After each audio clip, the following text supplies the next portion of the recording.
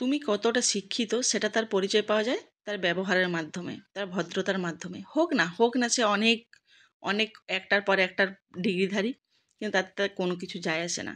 নমস্কার আমার সমস্ত প্রিয় বন্ধুরা, আমি ছত্তিশগড় রাজ্যের একটা ছোট্ট জেলা রায়গড় থেকে স্মাইলিং মাম্পি চ্যানেলে মাম্পি। আজকে ফেব্রুয়ারি মাসের 13 তারিখ। আমি অনেক দিন মাঝখানে ব্লগ করতে পারিনি, কারণ আমার ছেলেদের এখন পরীক্ষা চলছে, ফাইনাল পরীক্ষা। আমরাও যখন ছোটো ছিলাম এই ফাল্গুন মাসটা মানে মাঘ ফাল্গুন এই সময় আমাদের পরীক্ষাগুলো যে হতো, তখন কিন্তু আমাদের সময় শনি মেলা হতো, জানো তো। তখন কিন্তু এই মানে মুখিয়া হয়ে আমরা বসে থাকতাম কবে পরীক্ষা শেষ হবে, তারপর আমরা শনি মেলাতে এনজয় করতে পারবো। তো সেরকম আমার বাচ্চারাও তাই, দোলটায় তারা নিজেদের মতো করে নিজেদেরভাবে এনজয় করতে চায়। কিন্তু এই যে পরীক্ষা শেষ হয়ে গেলে তারা নিজেদের মতো ছুটি কাটাবে। তো ওদের পরীক্ষা মানে এখনের কি হয়েছে, মাদেরও ব্যস্ত, মাদেরও সমান তালে পরীক্ষা দিতে হয়।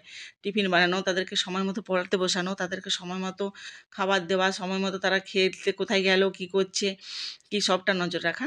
তো এই যে সকালবেলা ভোরের বেলা আমার টিফিন আমি রেডি করে দিলাম, তো জোর এরপর যাবে, তারপরে চিকু। তো এই ভোরবেলাটাতে আমি তোমাদেরকে দেখিয়ে দিচ্ছি একবার।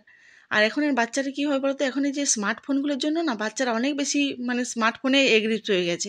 তারা ফোন ছাড়া কোনো কিছু বোঝেই না, খাবে ফোন, শোবে ফোন, ঘুরতে যাবে তাও ফোন, যেখানে যাবে সেখানেই ফোন। তো মা বাবাদেরকে বলি যতটা সম্ভব, যতটা পারেন নিজেদের মানে বাচ্চাদের সাথে ইনভলভ রাখার চেষ্টা করবেন, যাতে তারা ফোনটার থেকে অনেকটা দূরে থাকে। তো চেষ্টা করি আমিও আমার মতো করে। তো এই যে দেখো ভোর টাইমটা কি সুন্দর দেখাচ্ছে, উপরে সাদা পাহাড়ের মতো কত সুন্দর দেখাচ্ছে। ওটা পাহাড়, কিন্তু পাহাড়ের মতো না, সরি পাহাড়। তো এখনও স্ট্রিট লাইটগুলো নেভানো হয়নি, এই তো সকাল 5টা বাজে।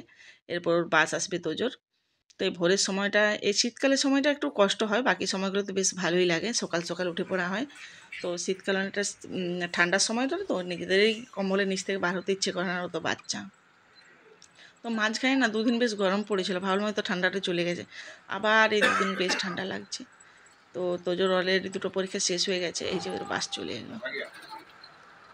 তো এদিকে আমার তোজোটাও রেডি হচ্ছে। তো এই যে তোজো রেডি, 8 তারিখ থেকে পরীক্ষা হয়েছে, ম্যাথ আর কম্পিউটার হয়ে গেছে, আর আজকে হিন্দি। তো এই যে আমিও দুধ বসিয়ে দিয়েছি, এই কালকের দুধটা আজকে তো এত সকালে এখনও দুধ দিয়ে যাবে না, 10টার সময় লাগে দুধ দিতে, 10টা বাজে।